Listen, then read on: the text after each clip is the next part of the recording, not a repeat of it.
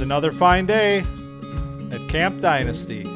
I am Counselor Austin, joined by Counselor Collin, and it is a very fine day, Collin, because it is officially draft week. The NFL draft is only 3 days away. Unbelievable. This is the last time you'll be hearing from us before Thursday the 25th. Unreal that these guys are getting drafted. What are we doing about that? What are we doing? Well, I'm going to tell you, we are going to put our NFL caps on like we did last year and celebrate this event. Dare I say, the best event, the best time of the year. That's what I think about it, at least. But we're going to celebrate the NFL draft right. We're going to do our own 2024 NFL mock draft. So this will include our campers, the players we've talked a lot about, but it will also include those positions, Colin, that do not factor into fantasy. So, they factor into fantasy. Well, I mean, I'm talking like directly scoring points.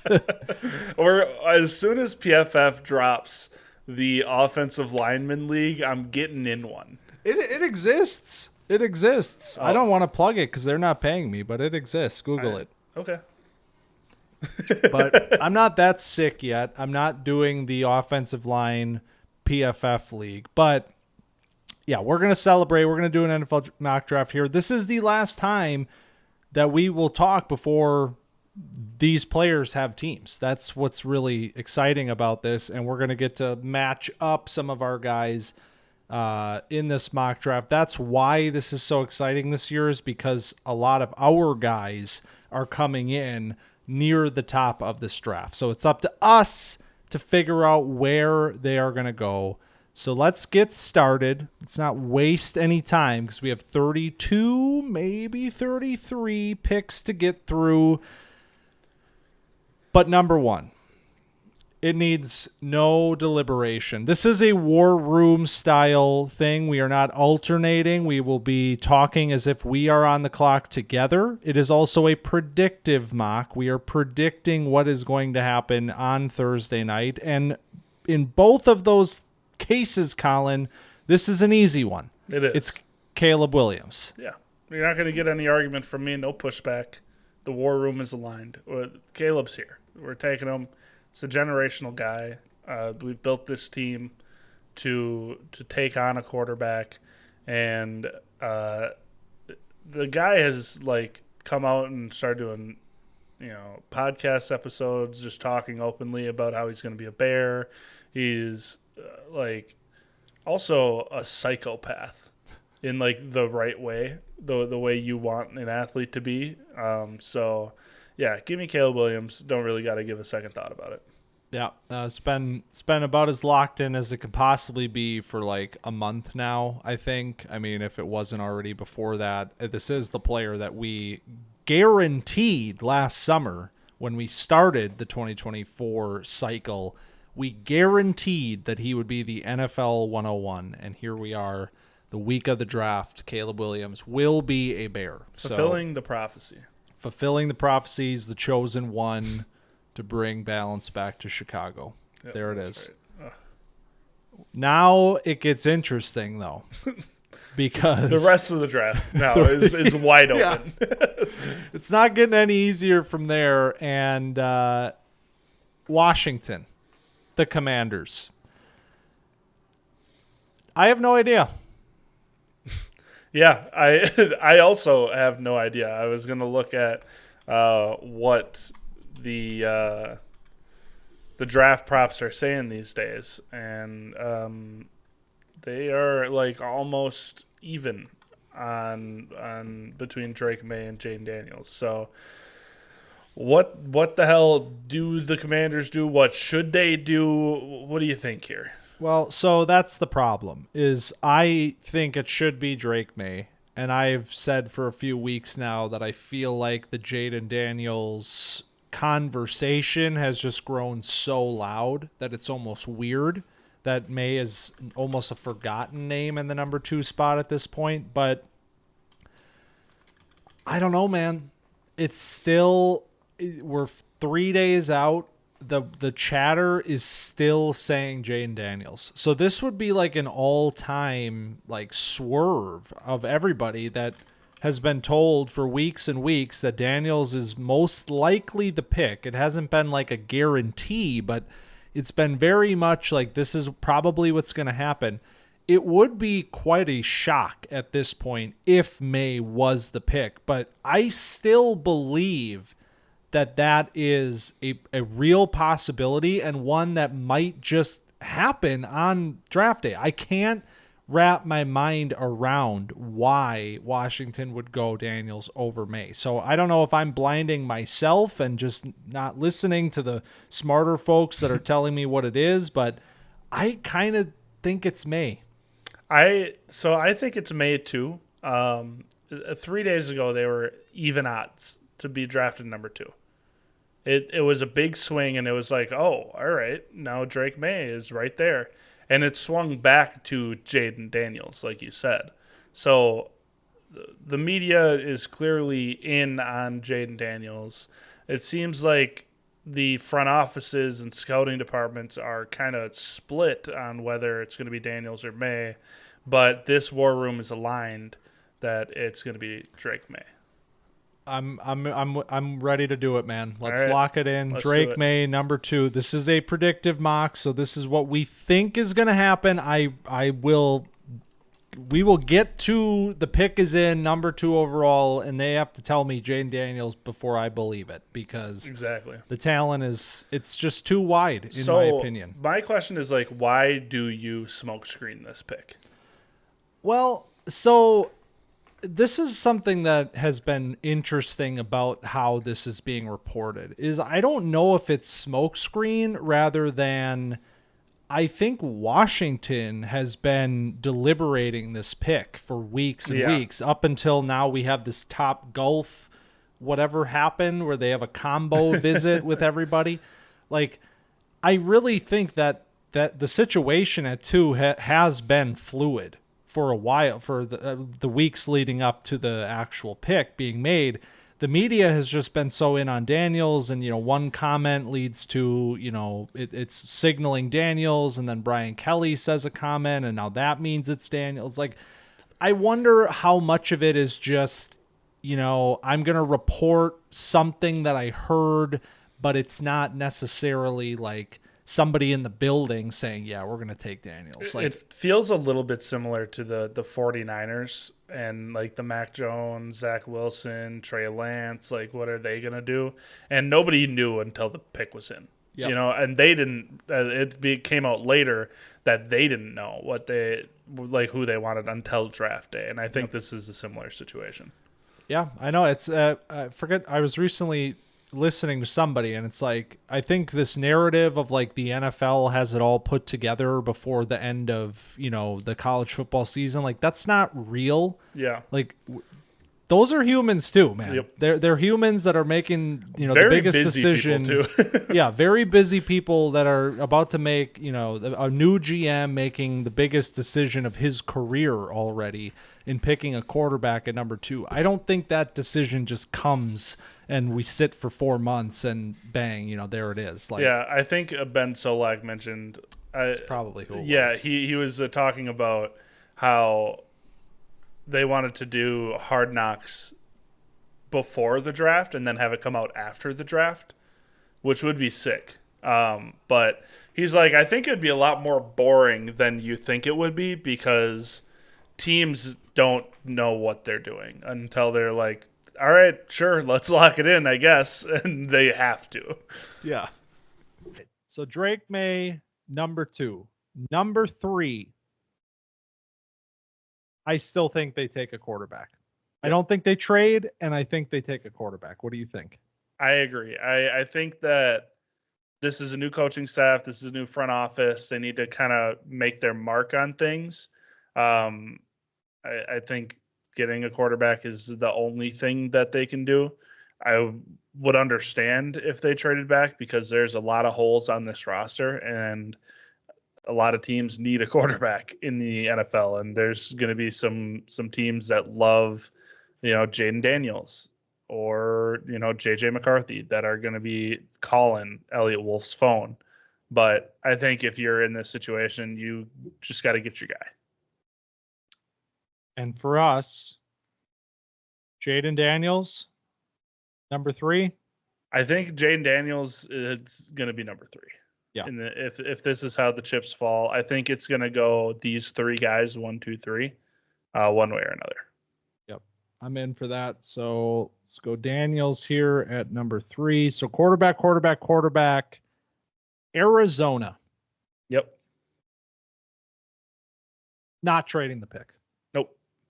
Like this is one of the draft season narratives that I just feel like doesn't make any sense. And I think as we've approached the draft, it's gotten more and more dispelled. Like, they don't want to trade the pick. They want to take Marvin Harrison Jr.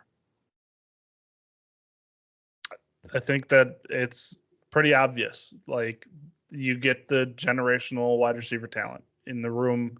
You have probably the number 1 player on your board. Maybe Caleb Williams is the number 1 player on your board, regardless of position. But this is a guy that could be number 1 on your board and fits a position of need for you. So I don't see why not. I remember seeing a quote. They're like, it's going to take way more than it normally would to get us to trade this pick.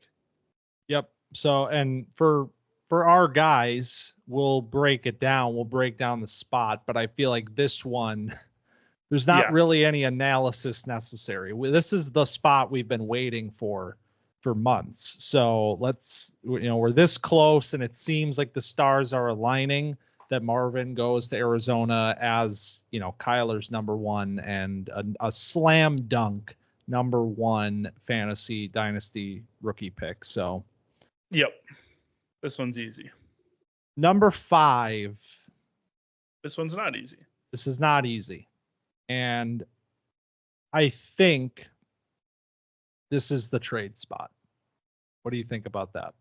I think this is the trade spot because you have your run of quarterbacks, 1, 2, 3. Your first wide receiver goes off the board. You're getting calls if you're Monty Ossenfort, in Arizona, and you're like, I'm staying here. I'm taking Marvin, and now you're getting calls in Los Angeles about this pick. Who do you think is calling? Because the obvious answer is Minnesota, because they've been jockeying themselves to put them in position to get this up into this range to get their quarterback of the future. And I think ultimately that's who it is. I think they try as high as 3 potentially to get into this. I think this is where the phone rings and we get let's make a deal. So for me, the deal looks like 11, 23, and a future 2. Does that seem about right to you? Yeah, it would have to be a 2026 2. They don't have a 2 in 2025. They don't have a 2 in 2025. So that's the only complication. Because I think they use their 20. Is that too light, you think? A future 3? That's the question, is like how. I mean, the Chargers aren't going to move off of this for less than they think it's worth. Right. And they move that 2 to get number 23. They obviously have a plan, and I don't know if they're looking to like overpay, but see the leg up here, and it's becoming like a afterthought because Minnesota has this other pick. Like, Minnesota has the leg up of having a first locked and loaded, ready to go. So like any other team that's trying to get up, it's like their first, but then a future first and some other stuff. Minnesota's like, hey, you got 2 firsts right here, right now, and we can give you a little bit more on top. So I wonder if... I think the future, like 2025 third is probably fine. Yeah. Because I think you, as the Chargers, you look at this team and you're like, okay, they're probably going to finish last in their division. Like, they're not going to be a great team. That third probably is a little higher than and most thirds will be. Like, I'd rather have the second, but third gets it done. I think they're happy with the deal, and I don't really see a way another team pays more unless they're willing to just ship 3 firsts. And I don't see that happening at this point. So, all right. Trade is official. Minnesota moves up to the number 5 pick. And then obviously, Collin, this is for their quarterback of the future. No.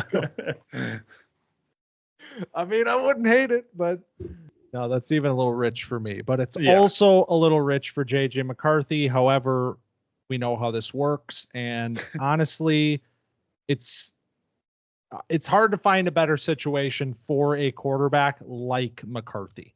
I have more faith in McCarthy in Minnesota than I would have had with McCarthy going to any of these other, like the Giants, the Patriots, like any of those teams. This one feels the best for the player and the team.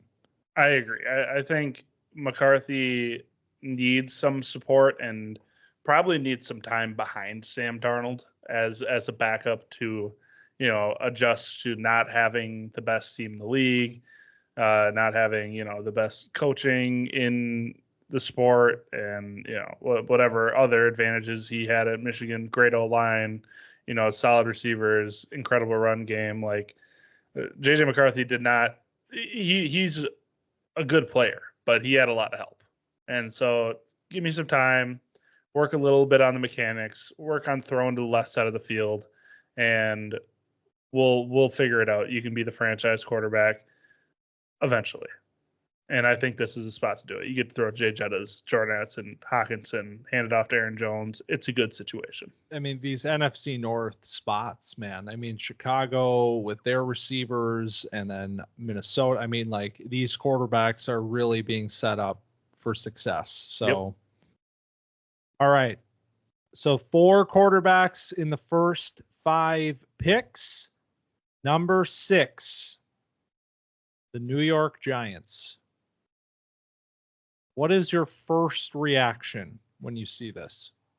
My first reaction is I'm pretty happy that wide receiver 2 is sitting here for me, because it wasn't a guarantee that 4 quarterbacks would go off the board in the top 5.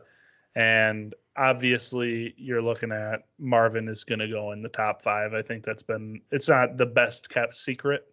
So you're sitting here at 6 and you're like, man, I get to choose between Malik Neighbors and Rome Odunze. Like, I feel pretty good about that. What do you think? I agree with you, and that's what I think we do here. So the question now becomes, which receiver is number 2 on their board? Great question. I think the receiver that makes more sense for the roster is currently constructed is Rome Odunze. Now, I think Malik Neighbors might have a higher ceiling, but I think Odunze has a higher floor. So I think if you're looking to make a pick that is, that makes a lot of sense for your team and is pretty safe, I think you go with Odunze. So the report I saw this morning from Giants beat personnel is that the team would be thrilled if Malik Neighbors was available at number 6. I agree with you.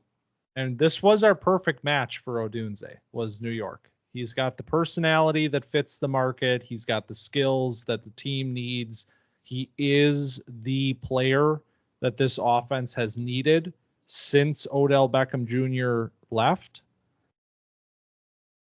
But Malik Neighbors could just be the same thing. And he might just be the second coming of a player that they know very well, a former LSU receiver, Odell Beckham himself. So I don't know. You could convince me either way here. I want you to make this pick. Come on. Jeez, what a cop-out. Well, my thoughts about it, but since this is predictive and there is word on the street, from the guys with their ears on the ground, in New York. He's my wide receiver too. So he's higher on my board. So let's go Malik Neighbors. All right. I'm in. Neighbors, number 6.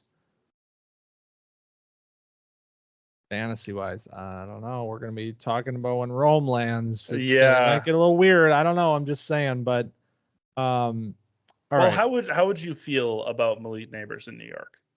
I mean, it's fine. I don't want to overreact because it's like you don't want to overreact to a mock draft that we're creating. Right. But I'm also bracing myself for this like very real possibility that like Marvin goes to an awesome spot. Odunze is going to land here coming up in probably a pretty good spot. And then you have New York, which just feels like such a wild card where it's like, can Neighbors elevate that offense, or does the offense and specifically the quarterback prohibit him from a fantasy perspective? Mm-hmm. So that's always the question. It's the chicken or the egg. It's a hard question to answer, and it matters player to player basis. But I definitely would not be more excited about Malik Neighbors than I am right now if he was a New York Giant. Good answer.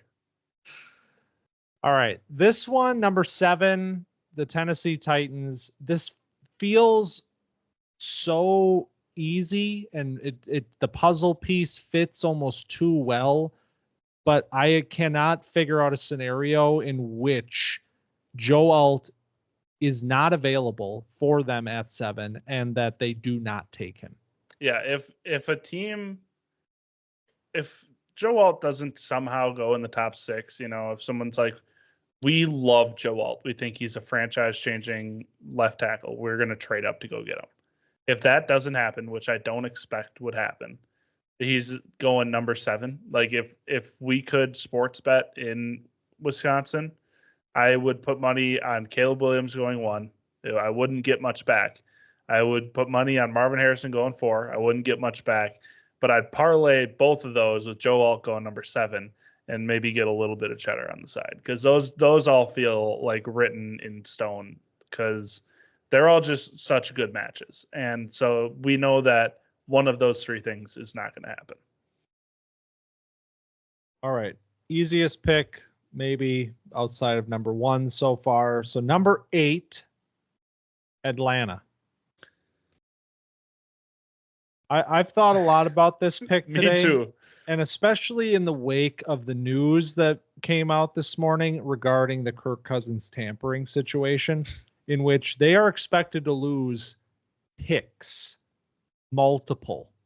So I kind of feel like the trade down possibility got even more enticing after that news, because I was already thinking this might be a good team to trade down, get a little bit of value, still end up, because we're talking pass rusher, we're talking corner, like those positions are going to be available in a few picks from now. So recoup some assets that you might be losing and move down the board. For me, the team that leaps out at me is Jacksonville. Yes. So the Falcons, for me, until this tampering thing came to light, was the first defensive player off the board this entire time. And it's like they're going to take, Dallas Turner, Jared Verse, Laiatu Latu, Terrion Arnold. Doesn't matter. They need defensive players, period. And now this comes out, and it's like Kirk Cousins was, talking to the Falcons before the legal tampering window. Kyle Pitts was talking to Kirk Cousins. Kirk Cousins was recruiting Darnell Mooney. And it was like it's like tampering within tampering within tampering. And so it's looking like we need to get some assets. And there's a guy on the board worth trading up for, a blue chip talent that is, maybe you expected him to go at number 6 with Odunze. And we're going to go get him because we lost Calvin Ridley in free agency. We didn't expect to do that. running out there with Christian Kirk and Gabe Davis and Zay Jones and Evan Ingram. We need a guy. They need a guy. They need to make a statement because honestly, last season, I feel like lost them a bit of the traction that they had been gaining. Like the team was supposed to be a legitimate AFC contender last year, and it kind of fell apart a little bit. This is the kind of move that you make to not only hopefully solve your offensive issues, but also reinstill some confidence within the fan base that like we're keeping our pedal to the metal here. Like we got done taking Travon Walker 2 years ago or whatever it was now at number 1. That didn't inspire anybody. Well, now let's go inspire some folks and trade up for Rome Odunze. I think this one is pretty simple. I think 17-48, maybe something later. Trade value chart, 17-48 is very close. If Atlanta wants to play hardball, if there's other teams trying to jump the Bears for Odunze, maybe they sneak another later pick out of this, but the meat of this deal is the first and the second. Yep. And I think if you're Atlanta, you're kind of excited about it. Like 17 is a little bit further back. You might not get your pick of the defensive class, but you probably still get a good defensive asset there. Plus you're now adding a second round pick that you might be losing your other one of. So see, the thing is with the tampering thing is that the precedent was set with the Dolphins and they lost their first. So that's something to keep an eye on. Currently, we're not operating with that information, but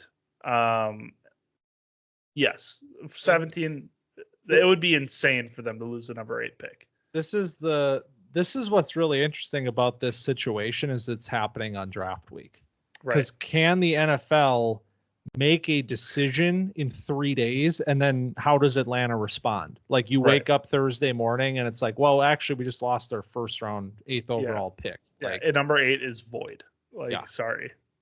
So, and who knows? But yeah, I think 17-48, maybe even a 2025 like later round pick like gets this done. Yeah. I wouldn't be surprised. So because they could be losing picks in next year's draft too. They could say, hey, like we're going to take your first next year because like it's kind of fucked up to do this tomorrow. But it is Roger Goodell and he has no heart. He will do what's best for the league. So who knows? All right. So Jags, they're moving up. All right. And they are taking Rome Odunze. They sure are, which is a great landing spot. And we should all feel fantastic about it. And now he is the number 2 wide receiver over Malik Neighbors. I was going to ask you. I'm serious. If Neighbors goes to the Giants, like it's pretty close for me between those two guys. If Rome Odunze is catching passes from Trevor Lawrence and Malik Neighbors is catching passes from Dan Jones, who's going to be throwing like 17 passes a game coming off an ACL injury. Yeah, like I feel okay about that. Scares me. It scares me too. How much I feel like the landing spots could decide wide receiver 2 in this class.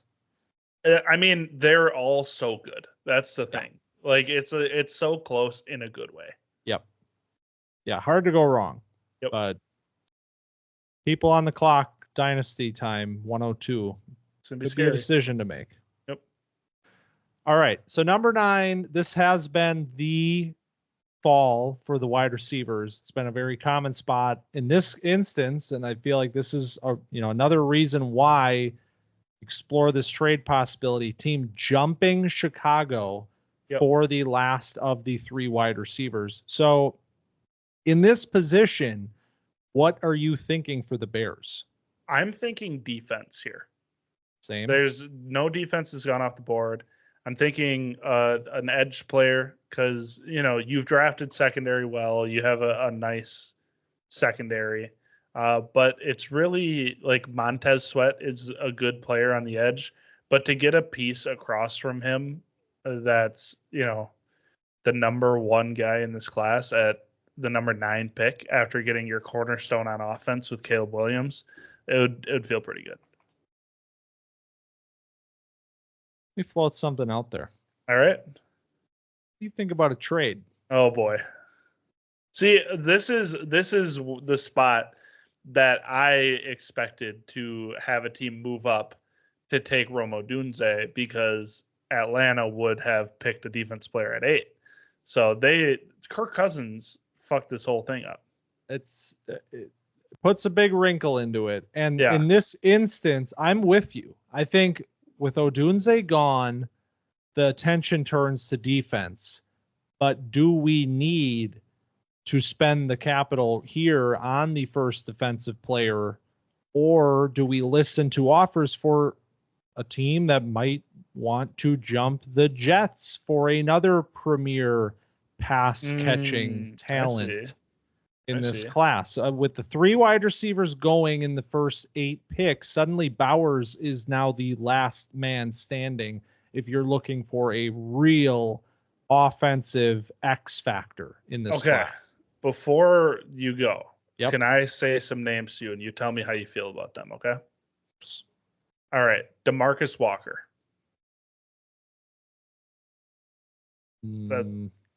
Dominique Robinson. Khalid Kareem. But wait, that's not a real name. Jacob Martin. Daniel Hardy. You're doing it. I'm doing it. This is why we're in the war room. Montez Sweat is the only edge player on this team worth anything. I mean, the other guys, they're nice, like DeMarcus Walker and Dominique Robinson, fine depth pieces. But we need a guy that's going to bookend the D-line. Who is in the interior? We have Gervin Dexter, good player. And then it's Andrew Billings, Zach Pickens, not good players. We can think about it. There's a lot of buzz about Byron Murphy. And I think this something that you have been very in touch with for several years is the prominence of the interior pass rusher in today's NFL. And I think in this class, there's 2 of them. Right. And that is, and you could say the same thing about pass rushers. Okay, there's 3. Like, there's going to be a premium on these guys. So you're saying we still trade down and we can still get a guy? Well, yes, but I'm also saying if we stick and pick, is Byron Murphy the first defensive player that's drafted in this class? Does that feel like a real possibility? I've heard top 10 buzz for Byron Murphy. I don't know if this is the situation where it happens. Right. I think at the end of the day, like, NFL teams still value edge over interior D-line, but we are moving, the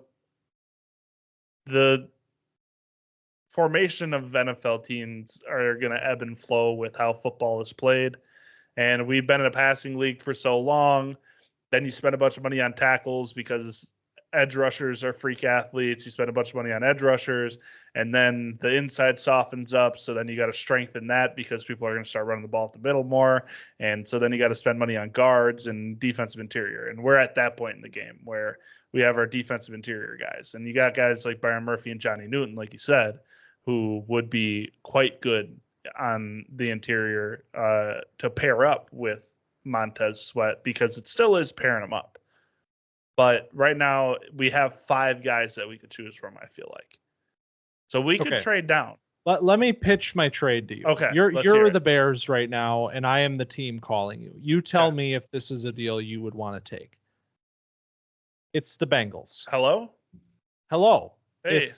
It's the Bengals GM. Hey, you've been in office for like 20 years. That's crazy. How do you keep a job that long? Is it just because you're in a conservative franchise? No, I'm really good at what I do, and here's a reason why. I want to make a trade right now. I'm going to give you 18 and my second round pick, 49, plus a third round pick next year. That's how bad I want to get up.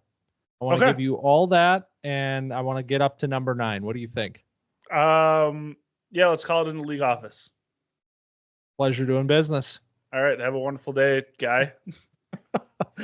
So in this scenario, it is the Bengals getting aggressive. They see a potential AFC contender in the Jags get aggressive and get a pass catching weapon.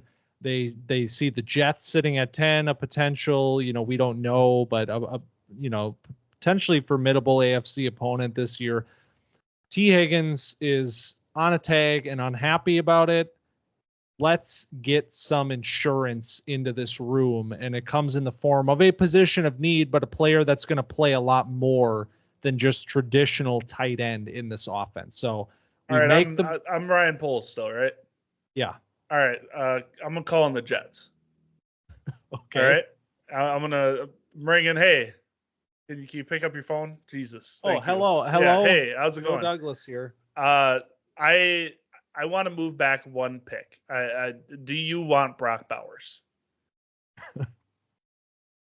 I'm making a power play as Ryan Poles here.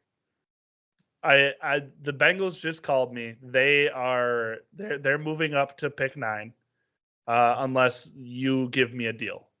I want to, Ryan, but we don't have the assets. Boom, hung up. All right, let's do this. Call back the Bengals. All right, let's send it into Roger.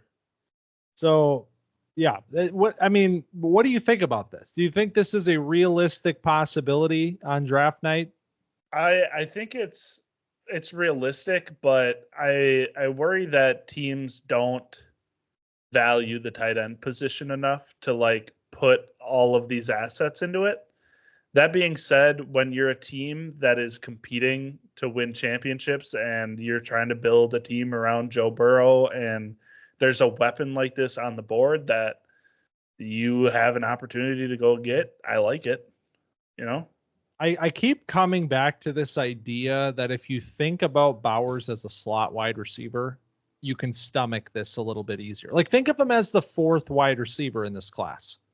And then It's suddenly okay, yeah, we gave up a first and a second.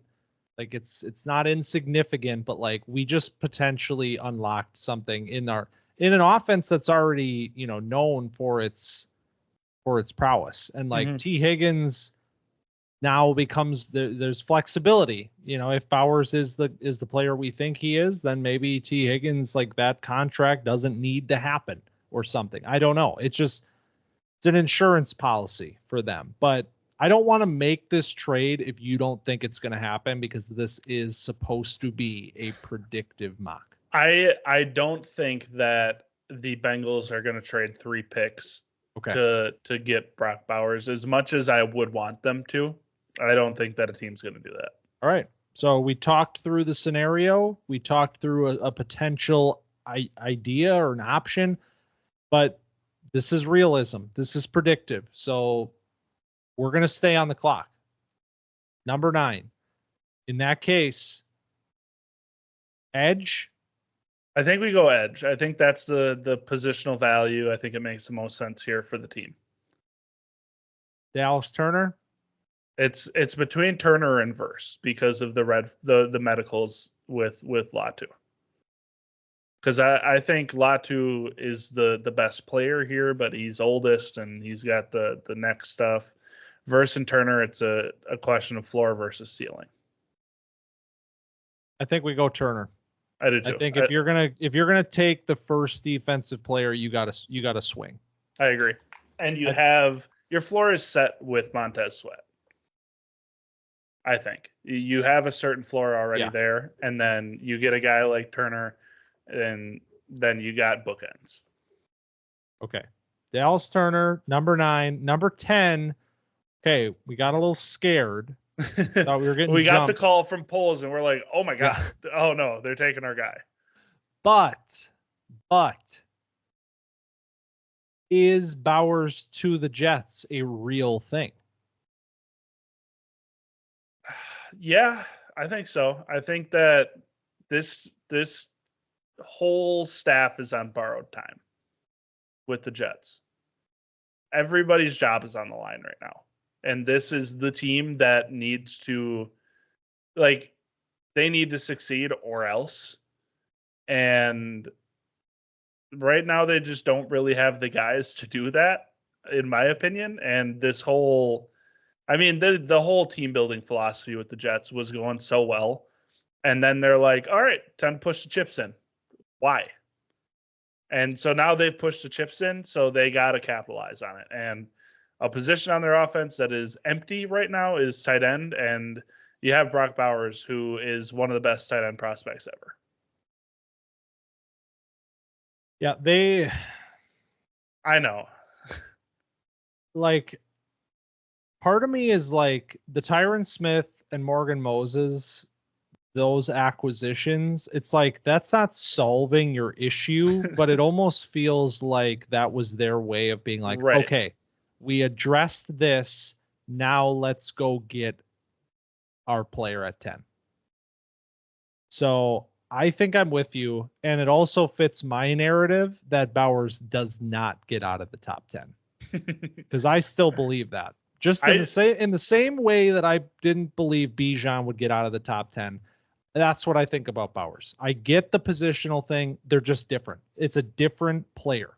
I agree. I think when you're on the clock, it's scary to see that name and be like, we're not taking him. You know, when you're trying to appease Aaron Rodgers and like set up this team for success, and you can be like, hey, we got you, like, you're Jamarco Finley. Here you go. Like, sure, why not? All right. Brock Bowers, number 10 overall. Number 11. They should take a quarterback is what they should do. But that would be too good. Too maybe smart. Later. Yeah. Rodgers would be happy about that. Yeah. Very notably happy guy when his replacement is drafted. Yeah. But number 11, this is the Chargers. We traded back from number 5, and this is exactly why we did it, because there was a run here on receivers. Brock Bowers is in here. Like, yes, all of those players would fit nicely on a team that is devoid at this point of pass catching talent. However, I am personally buying into this idea that Jim Harbaugh is going to start from the middle and he's going to go out. So I think tackle is the move here. I think you get your right tackle. You got Rashawn Slater on the left. We get our right tackle here. The question now becomes which one, because they're all available other than Joe Alt. So you have your pick of this tier that we're in here. That's kind of tough. I don't think it's that tough. What do you think? I think it's Fashanu. I think it's between him and J.C. Latham, and I think it's Fashanu. Well, okay.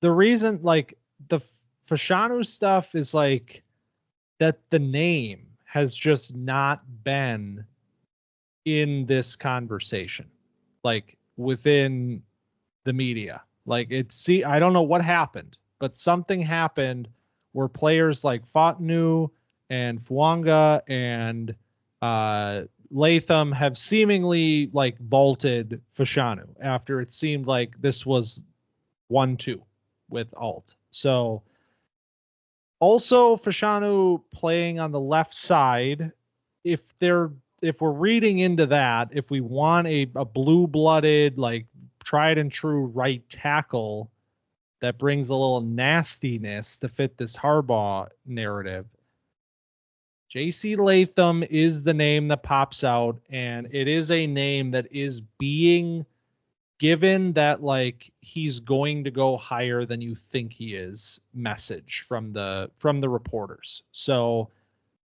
that's not always true, but I think the stars kind of align on this one for me, where I'm thinking Latham here.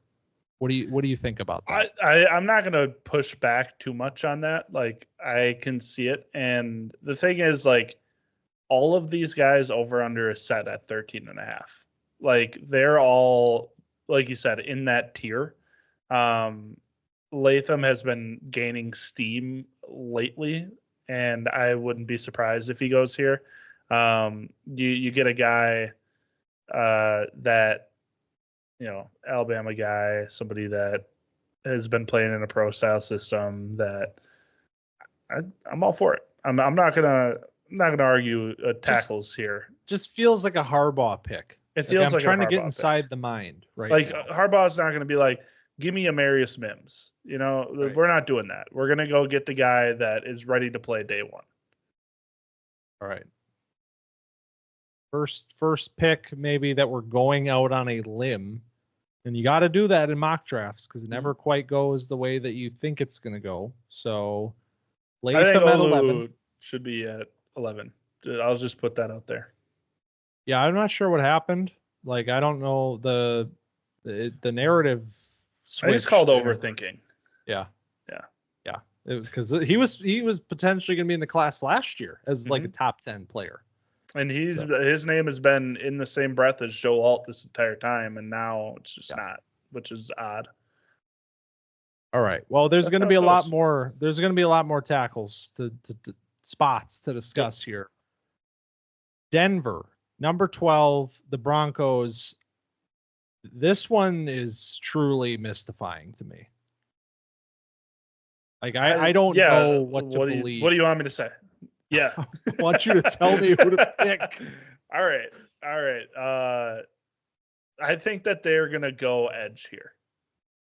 That's what I know. We got Sean Payton and like he's the offensive guru genius. Hey, how about you do it with the guys you got? You're not getting a quarterback. We didn't make our trade up.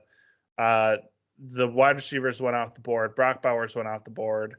We're either going offensive line, which they could use, but I think they need defense more because right now it's like Zach Allen, Baron Browning, Nick Bonito, who are like okay players, but you don't have a guy, and you can get like a tier 1 edge here or a interior defensive lineman, a tier 1.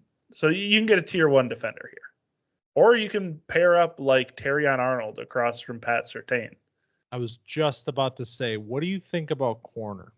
I like corner here because who's there? Like Levi Wallace? Yeah, okay. He's like 40. So we could probably do that. Because so for me, it's a little bit sexier too. Yeah, I feel like corner is a premium in this because there's really 2 guys right now that are being talked about, maybe 3 depending on who you talk to, but 2 guys no doubt in the top tier of this class with Mitchell and Arnold. So I think if you need a corner, it's a little bit of a premium to get one here. I like Latu in this spot. I think he fits the defense better than Jared Verse does. But I think the risk of Latu versus just taking one of the corners is where I get swung to be let's just take the corner.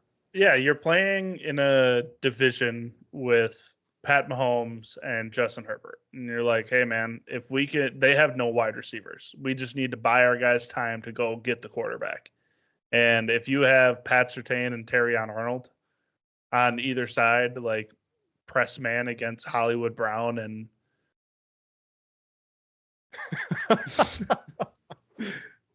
or Quentin Johnson and Josh Palmer, like I think you can feel pretty good.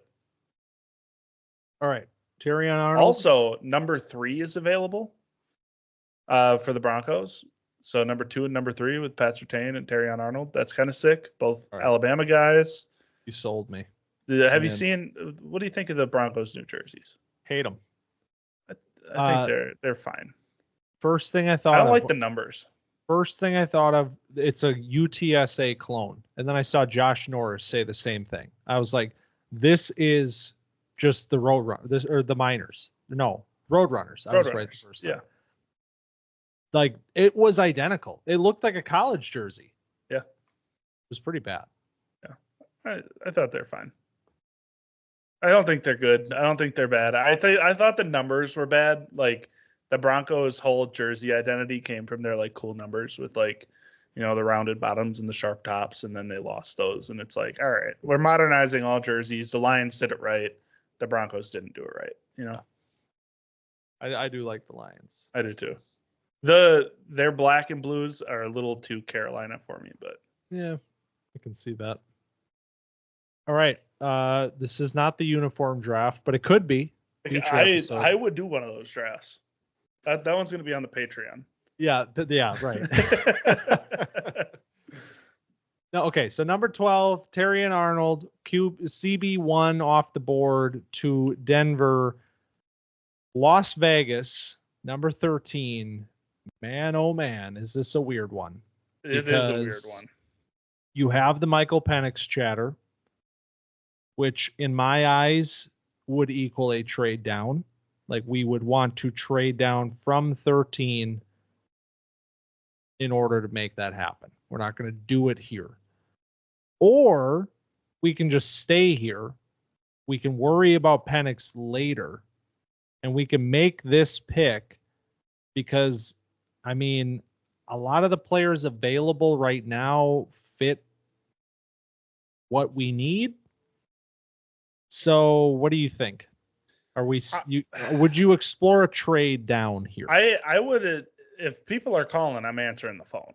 Like, I don't know if I'm seeking out a trade down because there's a lot of good players on the board, especially on the defensive side of the ball. That being said, when you talk about investment in, D-line, you have Max Crosby, you drafted Tyree Wilson highly, you just signed Christian Wilkins to a massive contract. So like, I don't know if you're like chomping at the bit to like go get one of these top guys. Like it wouldn't hurt, obviously, but they're not necessarily the highest on your priority list if you're drafting for need. If you're going for BPA, like go get an edge player is how I feel.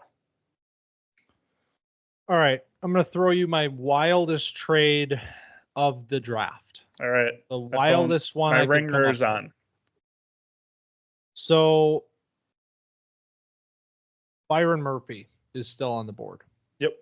And I'm thinking of a team that has shown a willingness to move around the board before, and one that desperately needs interior help on the defensive line. Ooh, and we got picks to play with. We got picks to play with. So it's Cardinals, right? It's the Cardinals. Yeah. 27 and 35 for 13 and a later pick. What do you as think long about as the that? pick is much later, I'm in. Because I'm in Penix range, and then I can get Penix at 27, potentially maybe at 35, depending on how we're feeling in the room. And then figure out our other pick where we can go ahead and draft whatever else we need, because we are not don't have a super talented team in Las Vegas. I almost said in Oakland. RIP. Yeah, RIP. So the trade value chart for this trade, Arizona 27 is 680 and 35 is 550 for a total of 1230. 13 overall is 1150. So it's technically a slight overpay, which might be what it takes to move this far down the board. I was gonna say you're going pretty far. You're going down 14 picks. But we don't need to sweat out the details of if they're getting like a sixth back or something. Like you're getting 229. Minnesota's like, who cares? If I'm Arizona, like I already got Marvin. I have 2 third-round picks. I'm gonna make a big time splash and get up this board, fill a massive position of need with potentially the best defensive player in the class, if you're listening to some people. So this is the kind of move that I think it's in the cards, and it fits exactly what Vegas wants to do. They want to move back to try to get their quarterback, and then we can still add another piece right at the top of the second round as well. So I agree. Let's get Byron Murphy in Arizona. Make a weird trade here. Man, I can't believe I'm going to say this. I kind of have faith in the Jonathan Gannon era. I do too. Arizona. I think he's a good coach. I just think he's a goofball. Shocking that It's like if Nate Hackett was good at coaching. Yeah. All right. Arizona moves up. Big trade. Huge bomb drop. Schefter, Byron Murphy the second, 13th overall. The Saints. People are like, I thought this was a fantasy football podcast. Yeah. We're taking J.C. Latham, Terrion Arnold, and Byron Murphy 3 picks in a row, and we spent like 25 minutes on it. Look out for Byron Murphy in your That's IDP right, your drafts. IDP, I don't know. right? I got to watch a little more film, but hey, you can get busy. DIs are the value of all IDP leagues. there it is. Find them on your free agent list. 14th, the Saints. This is another weird team with I mean, what do you think their biggest need is? Tackle? I don't know. A lot of things. That team stinks. I think tackle is fine. The tackles are falling in this class. And I think the reason that 15.5 is the over-under for the tackles in this class is because of, this little, Saints are right here. And, teams that are coming up in the near future. All right. I'm in to dip back into this tackle class. I kind of like Fashanu here. All right. I know I don't have to twist your yeah. Like I think like Fuanga and Fatanu are man, that's a tongue twister. Say that one 2 times fast. Fuanga and Fatanu. But I think they've sort of like overtaken him on like your run of the mill like expert board, but like I don't know, man. A left tackle that feels pretty solid from day one. Like you lost Teron Armstead, and you haven't replaced him, and this is your replacement. Yeah. Who's the guy they drafted a couple of years ago? That's Trevor Penning. Dear God. Yeah. Let's get a real tackle. Him and Andre Dillard, abject disasters of high tackle picks. Yeah. Wow. Dillard Titans, not Saints, but still bad. Yes. All right. Do you think there's a 70-year-old GM that sees like Fatanu, Fuaga, and Fashanu and is like, I'm out. I'm going to get them confused. I'm not taking the tackle. Yeah, I'd rather take Graham Barton. Yep. That's why J.C. Latham is flying up boards. Yeah. Because you can pronounce that, and you know the difference between him and the other guys. I love racism and positions of power. I wasn't talking. I'm just saying the names are hard. That's it. It's rooted. We could. It's systemic. I get it. Yep. Let's have a deep conversation in the middle of our first round here, but or let's move on to number 15, Indianapolis. This one I think is a cliche, and it's also one that I'm going to continue to run with. It is the Quinion Mitchell to Indianapolis connection, a team that desperately needs a cornerback. The first one's already gone. It makes it even easier in this draft. All right. Hold on. Yep. Let me just throw something out there. Okay. What about Brian Thomas Jr.? Okay. All right. I don't think the Colts would do this. Why? Because why would you? You have Michael Pittman, that's a guy that you paid. That's your guy. Sure. You just took a player in the 3rd round and Josh Downs that looked pretty damn good as your slot player. We can get by with right. All right. We can get by with Alec Pierce. Or what I mean, the real answer here is we get something on day 2. We don't need to spend 15 to get this. This corner need, who are their starting corners right now? Is Rocky Sin still in town? And Julian Blackman, is that a corner? He's a safety. Juju Brents, who was a draft pick from last year. He's kind of a nickel, isn't he? Kenny Moore is their nickel. Oh, Kenny Moore's slot. is a freak. He's good, but Yeah. on the outside, it's like we got Brents who, Colts fans can enlighten me if he had a good rookie year and if he's worth, being the cornerback 2 here, but I don't think he's the cornerback 1, and I don't see another name on this roster that could constitute a quarterback 1. So I think I don't want to make it seem like because Brian Thomas Jr. in my opinion is worth this pick. Absolutely worth this pick. But I just think in this position where corner is now, this is the tier 1. Like you are in it and you can finish it right now. How do you? Okay. So Chris Ballard. Yep. Says, I think they've grown up about his cornerback room. Okay. I'm on Colts Twitter right now. I don't know. It seems like they're in on Juju. It seems like they like the corner room. Just throwing out the idea because I don't think that we gotta just decide right now. I got it. I'm back to the phones. Oh boy. Tackle run just started up again. Fashanu at 14. We got 2 really talented guys here. We got Seattle at 16, who could definitely take one of those 2.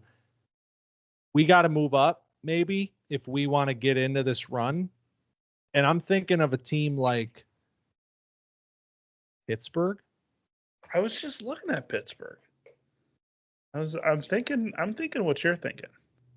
Like move up just 5 spots. Secure. You get a really good tackle who could be he could be the number 1 tackle on your board. So the difference between 20 and 15 is 200 points, and the Steelers' 3rd round pick is 170. Let's make the trade. 3rd and a future late pick or future 3rd or something. Yeah. All right, I'm in. And then we're taking. So do you like Fuaga or Fatanu more? Or does it not matter to you? I think Fuaga has more versatility. Fatanu is more of a...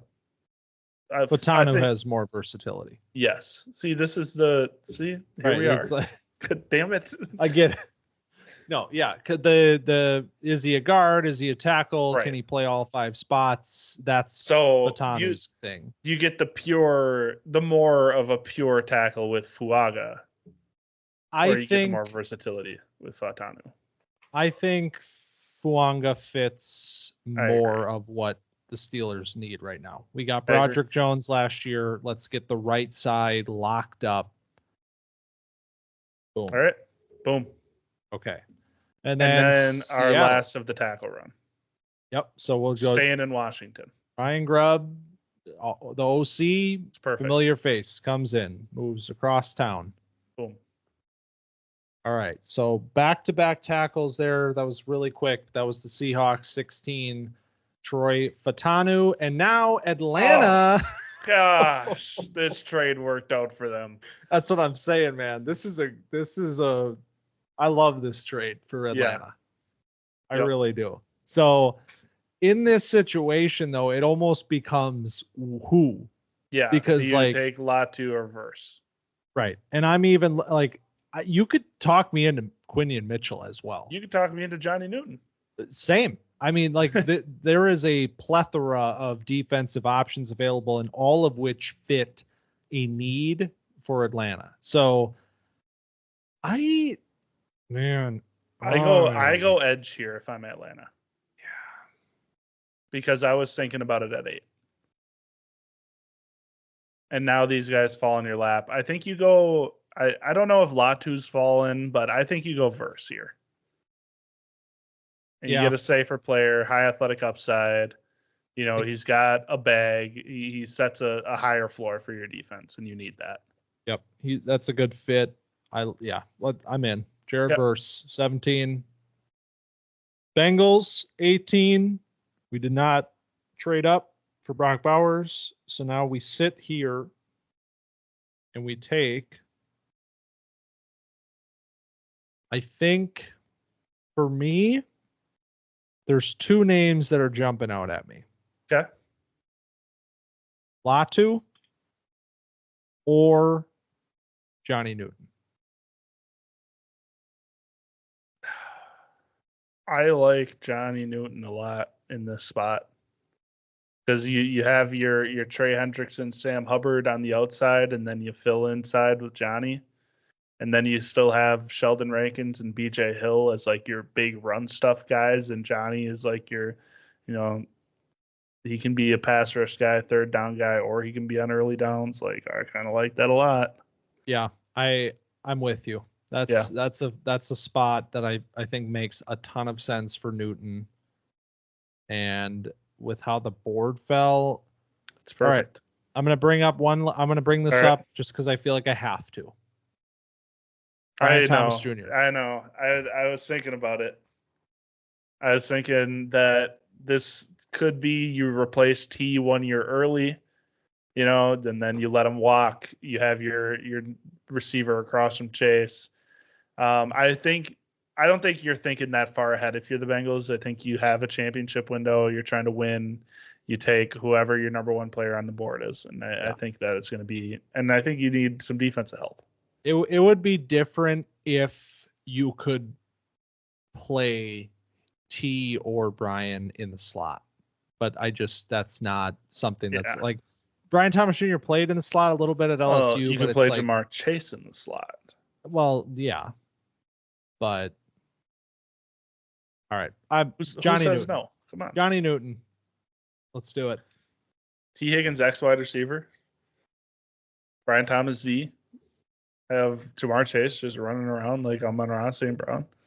I mean, they could figure it out. It's a good room. All right, Rams. They need everything. Yeah.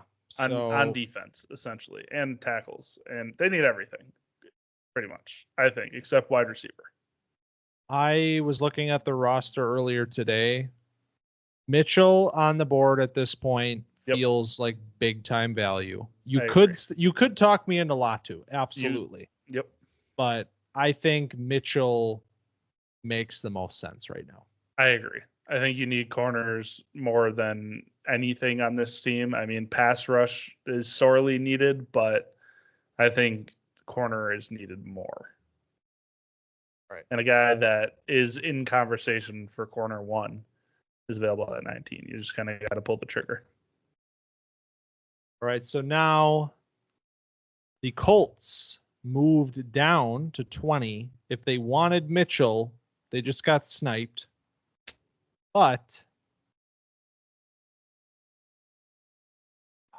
you're gonna make me do it, aren't you? I'm not gonna make you do anything, but I think you should. Just he really is just a better. Like a much improved version of what Alec Pierce. That's what I'm saying. Is like think about AR deep shots to Brian Thomas Jr. and just like close your eyes, imagine that for a minute, and tell me that isn't what you want. Sometimes you just got to draft. I'm in. Heart. I'm in. I want it. Cool. I honestly haven't even really thought about it critically until right now, and now I'm like, this is perfect. I mean, the room fits together perfectly. That's what I'm saying. It like you have Alex Pierce as like a depth piece as your wide receiver 4 that's coming in on your spread sets. He's coming in relief. Maybe you need some bigger guys. You sub downs out. I don't know. I like it. From a fantasy perspective, what do you think about this fit? I mean, I think it's good for Brian Thomas. I think it hurts everybody else a little bit because now there's more mouths to feed, but I think it's solid for Brian Thomas to go to a place. The problem is there's just going to be a lack of volume. Yeah, it's a tough sell, but cross that bridge when we get to it. That's right. The Dolphins. I feel like when was the last time the Dolphins picked in the first round? Because it feels like it's been a long time. I couldn't tell you who their last first round pick was. Yeah. I know that they, like I said, vacated it with the Tom Brady tampering last year. Yeah. Like I don't know why. It's just, maybe it's only been 2 years. It just feels like an eternity, but was it Tua? Was that their last one? Might have been. Honestly, I don't know. It just feels this is not a team that the same thing with the Rams. Like This is Jalen Waddle. I never see these teams in the first round. The Rams, we just picked for them. Now we're picking for Miami. I think so. This is one of my favorite picks that I've been thinking about, but it's becoming complicated. So I love the Graham Barton fit here. As an athletic inside presence, you just lost some talent on the inside. This is a team that needs athletes inside to run this scheme. Barton fits the bill. Amarius Mims is still on the board, though, and we also need a tackle. Yeah, I think if I'm in the Dolphins war room, I'm like, man, Amarius Mims, this is a fun player that can protect Tua. And that's what we need because he needs all the help he can get. Like the pressure up the middle stuff, it's not great, but you need the guys on the outside. Tua can navigate a muddy pocket, but he, if you're getting rushed from the edge, he can't really get out of the pocket as much. Are they okay with the development that's necessary here? Like, is this a team that is like willing to do that? I think so. I mean, when you have a guy with the athletic profile that Mims has and the movement skills that Mims has, I think you can, at pick 21, I think you can make that move. All right. I'm in. Rare breed. Yeah. Let's bring him home. Amarius Mims to Miami. 22, the Eagles. I keep putting Cooper DeJean here. Yeah. I was just thinking, like, you can take any of the corners here and I'd be happy, like DeJean, Wiggins, McKinstry. DeJean with his versatility, I feel like makes the most sense. So I'm fine with that. Like, they have an all-star 2018 corner room, but it's 2024. So we got to figure something out here. Yeah, it's been time to address this room for like 2 years now, and I think this is where we can do it. And I like. Are the they going to be starting 2 white guys in their defensive backfield with Reed Blankenship and Cooper DeJean? Let it happen. That's awesome. Man. 2024. I respect that. Chargers. We're back again. We have 2 firsts now from our trade. So you know who we're taking. We are taking. We got the AD Mitchell's right here. Okay, so yes, but this is where maybe I'm putting too much emphasis in the Harbaugh effect. Does AD Mitchell feel like a Jim Harbaugh player? No, because I'm like, he doesn't at all. I'm like, we can just get Roman Wilson in the second round and call it good. And then are we just gonna bring everybody from Michigan to this team? Because I keep saying it, they're taking Blake Corum. No, I think that you're right. Mitchell, since he has well-known attitude stuff, maybe not, but Ladd McConkey.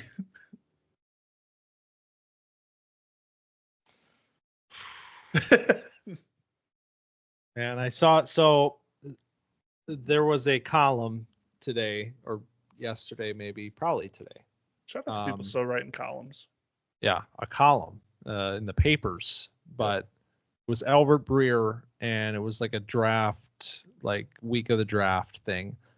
There was a portion of it about wide receivers that are potentially coming in with injury designations, or maybe it was just players in general, but there was a lot of wide receivers on the list.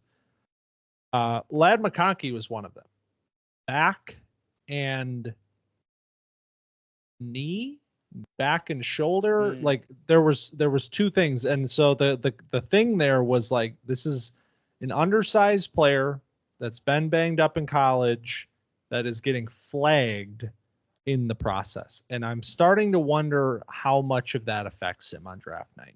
Like, my take of him going in the first has been like, I feel like accelerating, like it's almost becoming like, oh yeah, McConkey, like he could be a late first guy. Like, I'm wondering if we're now the equilibrium is settling in and he's just is that second round player. Hey, when teams have injury concerns, you fall. And that is what's happening to Leatu Latu right now, who does feel like a Jim Harbaugh player. Yeah, that's actually where I was going to go with this. Do we keep Latu in LA? Does the slide stop here? I think it does. I think Harbaugh is like, why is this guy still on the board? Like, he is unbelievable. Yeah. And I know Jim Harbaugh's not actually making the draft this year. Disrespect to Joe Ortiz in his first draft as the But I think there's going to be a little bit of influence. I think Harbaugh's going to be in his ear a little bit. Yeah, it's inevitable. So I'm with you. Like, it's not a dire need, obviously, but like you have this, like, Khalil Mack is 35.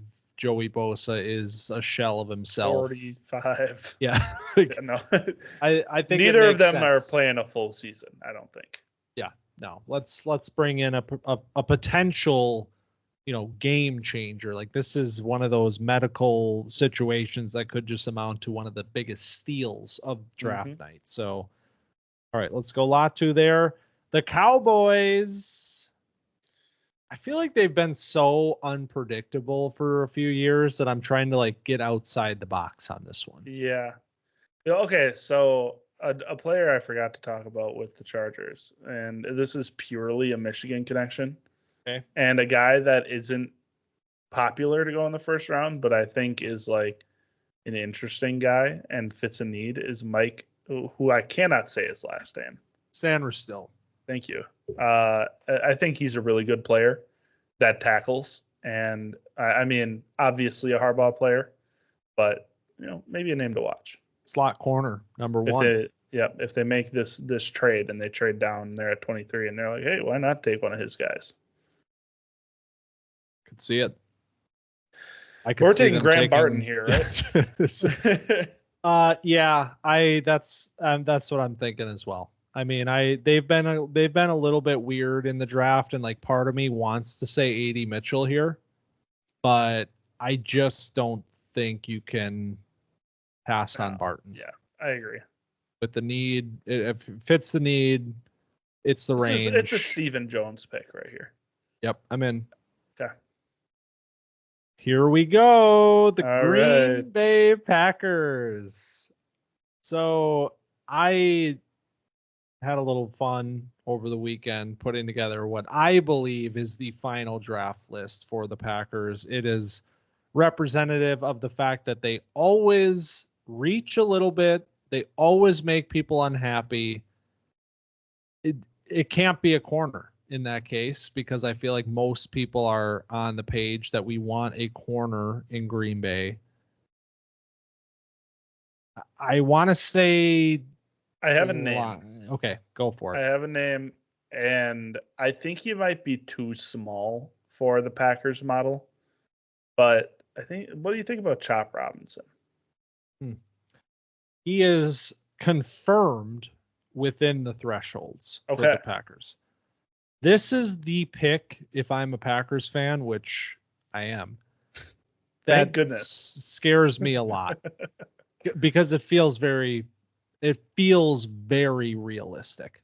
Yeah. Based on how they draft, who they like. I mean, he is the embodiment of just pure projection. Yep. Pure athletic projection on the edge. Hey, I like him more than I like Lucas Van Ness. Which, yeah. And here we go again. It's like there's corners available, but do we see this happen again? The only thing that stops me is the fact that they took Van Ness last year. So are you really going to have a premier guy in Gary, a developmental guy in Van Ness, and now we're going to throw another body in there? And you have depth pieces like Enigbari and Carl Brooks and So it's like I would not be surprised at all if that's why I think it's the pick. Is because it's like, do we really need this? It doesn't make any sense. See, my like, this doesn't make a lot of sense, but it fits, is Tyler Guyton, because he's the ultra athletic, traitsy, Oh, Tyler Guyton. I like Tyler Guyton. And like the thing here is like they haven't taken offensive line in the first round for like almost 10 years. But if you're not taking Chop and you're not taking a corner, what's left to take at this spot in the draft? So Tyler Nubin? No, he doesn't fit the thresholds. I would love it, but yeah, it just doesn't seem like Nubin's going round 1 right now either. So, well, okay. All right, let's make the pick here. I think my educated guess is that would be the out of left field. Finally take a wide receiver in the first round. It's a Ricky. My educated guess is Tyler Guyton. I'll get on board with Tyler Guyton. I have no idea. I think if I had to lean somewhere, it'd be Chop, but I'm fine with Guyton. All right. The other option is a trade down, but which is very possible. Yeah, almost likely. All right. Guyton at 25.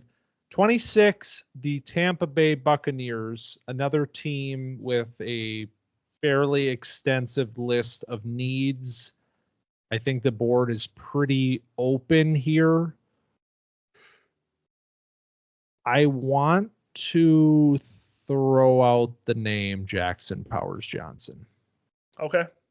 I love Jackson Powers Johnson. So if you're going to try to talk me into him, you don't have to. I feel like there's Jensen's gone. Right. And so it's a natural fit.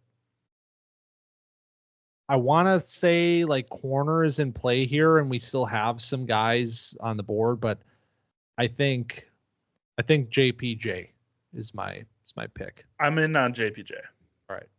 Also, I want to quick talk about Nate Wiggins because I think he's really talented, but I think that teams watched Emmanuel Forbes last year and were like, yep, not going to do it. Sorry. I watched AJ Brown play against Emmanuel Forbes twice and I'm not subjecting myself to that. Yeah, that is a very interesting name because like he's still available for us here at 27. Could definitely see him going higher, but to your point, I wonder if we've gotten a little bit scared. Kool-Aid McKinstry for the Raiders feels like it makes a lot of sense.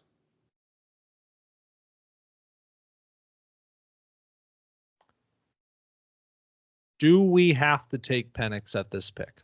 Oh, yeah. Either that or 35. Well, that's what I was saying. Like right. I don't think it's impossible that he's there at 35, but I think to prevent anybody from getting you at the end of the first, like, and this is us obviously assuming that like this rumor trail is like a real thing and it's not just like draft fodder, but like I'm down to have Penix in our first round of this. No, I agree. I was thinking 35 was the spot because of these, there's 6 teams in here that you don't really got to worry about, but to prevent the trade up, I think you go get your guy. All right, let's do it. Michael Penix is a first round pick in this draft. The Bills, and it happened. Oh, A.D. Mitchell. They didn't even have to move. Nope. And this is 8 picks after Brian Thomas Jr., which is the like biggest what if for me on draft night is like, do we see Brian Thomas Jr. and A.D. Mitchell go like bang bang, or is there this separation that occurs? Is it like Brian Thomas Jr. and then we start rolling on the next crew? So I think when you start calling attitude into question, I feel like that's when teams like kind of scratch them off their board, and that's what I think creates this separation. Well, now there's also this diabetes thing, right? Which is not common for athletes to have. I think of like Jay Cutler off the top of my head. Yeah. But like, it's just, it's not something that teams want to have to think about. Yeah. Especially, I mean, the whole thing was like, is he managing it effectively? And there was some questions about that. So, all right. But Buffalo's not going to think too hard here. We need a player like this in the room. We're getting him. A.D. Mitchell the Lions at 29, famously off the rails last year, and it worked out. So can we get a little weird on this pick? Yeah, we can. We're taking Xavier Worthy. What? What do you They think? already have him. Well, they already have that player. It didn't work out. Don't do Jameson like that. So something that the esteemed Ben Solak, who's now gotten 3 mentions on this episode, said is Keon Coleman is an interesting player for them, which I don't think, like, he's not being talked about as a first rounder. And I think that's why this makes sense, because Brad Holmes, I think, is feeling himself a little bit after last year's draft. You don't have a number 2 wide receiver behind Amon-Ra St. Brown. Like, it's Donovan Peoples-Jones. You have Sam Laporta. Now, would Keon Coleman benefit from playing in the slot? Probably, as a big slot kind of guy. But you can play him on the outside. What do you think about that? I know that this is out of left field, but that's why I'm proposing it. I mean, you don't have to sell me on the player, obviously, but... Right. Is there a situation in the league where they have him on their board in the first round? It's like, to me, that whenever this comes up, it's like trade down. Right. But sometimes you can't. And sometimes you just have to take your player. I think the only other name that really jumps out at me, like, I mean, Kool-Aid is here. That one to me is like this is the chalk pick in this spot, is like, let's just take Kool-Aid. Zach Frazier, interior lineman. I got Campbell. One for you. Darius Robinson. Ooh, I kind of like that. Yeah. Fringe first rounder, don't really know what's going on with him. Dan Campbell's like, big guy that can do a lot of things. We need pass rush. I want to take Keon just to say we got him in our first round, but I think Darius is the pick. I think Darius Robinson feels pretty good. That just feels right. So that's how you do mock drafts, right? It's like, this just feels like the Brad Holmes I already pick. Clicked on it. He's locked in. Okay. All right. So number 30, the Baltimore Ravens, always the benefactors of some sort of fall, getting great value. So who is the player this year? Is it Kool-Aid? I think it's Wiggins or Kool-Aid. I think it's whoever you think they would take. I don't think Wiggins is on their board. I think they also have a size threshold thing. I think they went out of it to get, say, Flowers. And I think that they correct back and go get Kool-Aid, who, I mean, not a huge player, but, not rail thin like Nate Wiggins. I really think that Emmanuel Forbes ruined skinny corners. Yeah, and Wiggins is what, one? He's 185, so he's not Emmanuel quite Forbes as 165. Yeah. Right. But the visuals are bad. Yeah, I'm okay. I'm down for Kool-Aid. Okay. Also, all-time name. Yeah. Incredible. What the hell? Incredible stuff. That's who I hope the Packers take. But me too. It'd be unbelievable. People would be getting Kool-Aid jerseys. I'd want Kool-Aid to be on the back. You know how, like, Japanese players, their last or their first name is on the back of their jerseys? Yes. Yeah. Yep. I'm with you. I want that. I want Kool-Aid on the back of the jersey. 2 picks left in this mock, maybe 3. 31, the 49ers. I think this is very easy. I think they take Jordan Morgan. Okay. Because they desperately, so this is what complicates it, is like Morgan is projected as a guard. They they need a right tackle, but I don't think that stops. Like, I think we can work with this. We can find Morgan his best spot, but I think you just have to go line with this pick. Oh yeah, they have. I was thinking about Sanders still, but they have Lenore, who's a really good player in their nickel, so they don't need him. Okay, All right. I'm in. Jordan Morgan, not Lad McConkey, even though he has the connection to San Fran. We'll see. And the defending champs, Kansas City Chiefs, famously took Clyde Edwards-Helaire with this pick once upon a time. Trey Benson. You and Danny Kelly. Yeah. Is that what he said? Danny Kelly. No, he said that he's a first round talent. Trey Benson? Yeah. Oh, hell yeah, man. Come on, Danny. Let's go. All right. Let's go with They're good. Like all the line is it's picked through. And I think this is the actual trade down team out of all these. You trade down to a team that wants to get in on this because there's going to be a wide receiver run coming. Yep. Top of the second round, you have the Panthers, you have the Patriots who went quarterback, you have the Chargers, you have the Titans, you have the Panthers again. Like, if you want to get in at the top of this next run of wide receivers after A.D. Mitchell and Brian Thomas, like, I feel like this is the pick, and I don't think the Chiefs. I mean, maybe they start the run. That's my question to you. They could start the run because they're likely going to be without Rashee Rice for a period of time at the beginning of next season because rumors are that he's going to be suspended for a couple games. But even if he's playing, like, all they have is Hollywood Brown and Rashee Rice. So they couldn't, like, it wouldn't hurt to have another one. You know what, man? I want to start the run. If I'm Kansas City, I want to start the run. I don't care if, it's like people think, oh, they're not going to take a wide receiver in the first round. Like, if Rashee Rice is suspended, I mean, it's like they're working with.